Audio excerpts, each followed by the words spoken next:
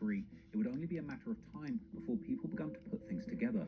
And unfortunately for Durk, on the internet, Reddit forums, and in YouTube videos, people would continue to speculate on these quite obvious crimes. I personally released a 4-hour documentary about Quando Rondo's life and the attempts to end it in 2023 that had over 4 million views before the feds officially filed charges. But I was by no means the only one making these speculations. In his February 2024 interview with DJ Vlad, FBG Butter would ask how Durk is still outside when everybody knows that he paid to have Quando killed and got Pab killed by mistake. Who the you know name get brought up and with actually proven facts that you done paid me some money to go kill him up. And I'd have killed the wrong motherfucker too. Butter then, seemingly with inside knowledge at this point, months before any arrest took place, would hint towards one of Pab's shooters actually telling the police that he did it for Durk. The police know I work for you. Cause they say Shorty flat out told they like, man, Lil Durk told me to do that shit. And he paid me to do it. Showing receipts. Like, this gave me real money to get this man gone. Despite having an explosive start to 2024, winning that Grammy for his inspirational song All My Life, behind the scenes, it seemed that Durk was fighting his demons from the very top of the rap game. He was notably absent for a short period of time, and in June 2024, Durk revealed that he'd actually gone to rehab for an addiction to codeine and Xanax, explaining how he was living too fast and decided that he wanted to focus on his family and peace. So we got word that you were in rehab. Yeah. Right? Yeah. I want to embrace it, you know what I'm saying? Because it helped me a lot. I won't even say it was tough at first. It was tough at first, but it ain't that tough because I really knew what I wanted. You know what I'm saying? I knew what was holding me back. And what was that? What did you want? I wanted better. You know what I'm saying? I want to be a better man, a better father, a better leader, you know what I'm saying? But more action.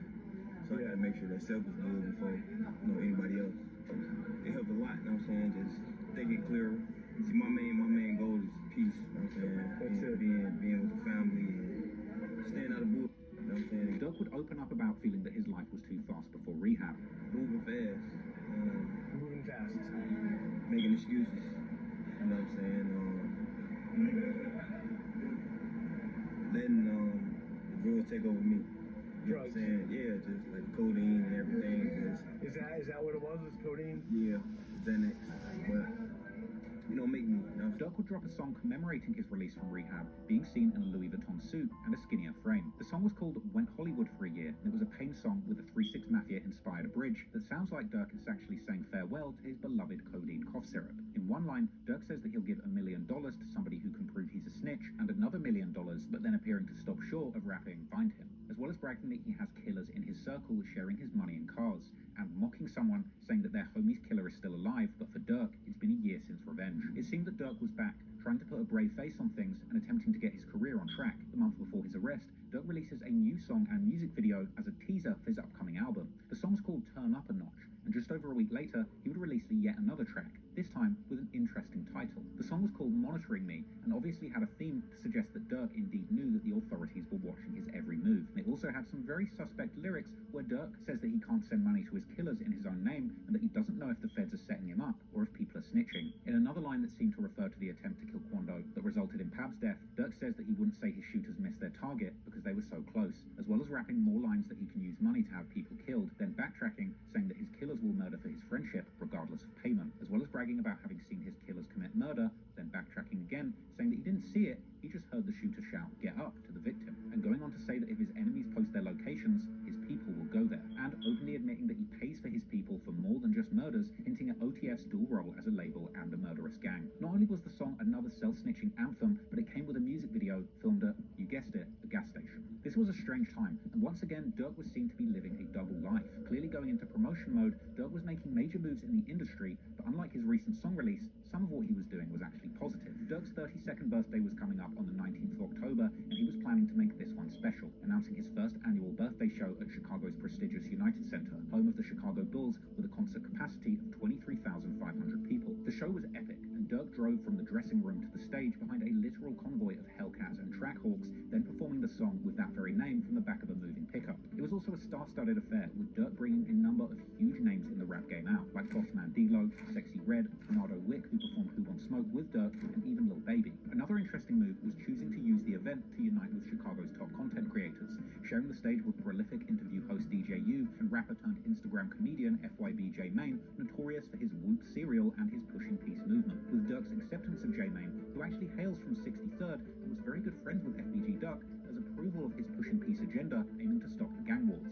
Notably, in the name of pushing peace, at one point in the show, Durk would even put up on screen a collage of fallen gang members from both sides of the wall. This was during an extended on-stage speech reminiscent of Kanye's stadium shows, where he would tell the crowd that he was showing love to everyone in Chicago and telling the crowd to take a photo.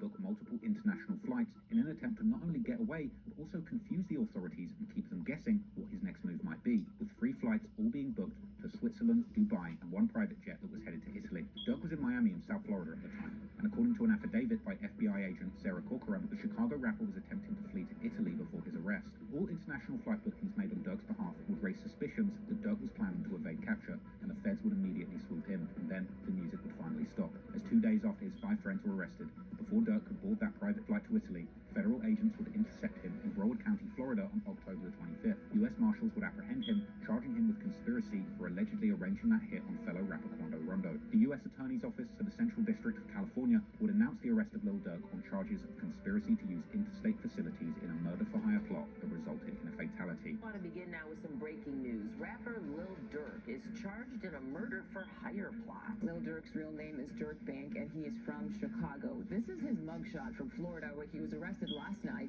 and is being held without bond. This comes only hours after 5 people associated with his music business were also accused and taking part in that murder-for-hire plot. Now, the plot targeted rapper Quando Rondo's cousin, who was killed in 2022. Investigators believe it was retaliation for the earlier murder of Chicago rapper King Von. Local rapper and Grammy winner Lil Durk is being held behind bars in South Florida, charged in a murder-for-hire plot back in 2022. The FBI says he was arrested while trying to flee the country. Investigators believe Lil Durk put out a hit on another rapper, Quando Rondo, in retaliation for the earlier murder of Chicago rapper King Von. Rondo's cousin also died in a shooting at a Los Angeles gas station caught on camera. Several of Lil Durk's associates have also been arrested in connection with this same plot. The superseding indictment filed against Lil Durk himself would paint a detailed and damning picture of OTF as a criminal enterprise that was allegedly led and directed by Lil Durk himself. According to prosecutors, OTF operated not just as a music collective, but also as a violent organization that was engaged in murder, assault, and intimidation to maintain its dominance in the Chicago and broader music scene. The indictment alleges in black and white that Durk placed a bounty on Quando Rondo, promising financial rewards and lucrative opportunities within OTF to anyone who carried out the killing, and confirming that the murder of Pav was indeed revenge for the killing of King Von. Not only that, but this music-turned-murder enterprise had been incredibly sloppy in their actions, as the indictment would reveal an alleged text exchange where Durk would reportedly advise his shooters not to book no flights under no names involved with him. A tragic exchange suggesting that he was actively trying to cover his tracks and that his shooters had been incredibly cheap and reckless. And soon, Durk's situation would surpass Diddy's as the most trending topic in the rap media. Not only that, but those close to him would begin to find themselves under the magnifying glass too. In the aftermath of Durk's arrest, eyebrows began to raise about his ability to potentially influence the justice system and politics, with questions being asked about whether the mayor of Chicago would be giving back a $150K donation. But most importantly,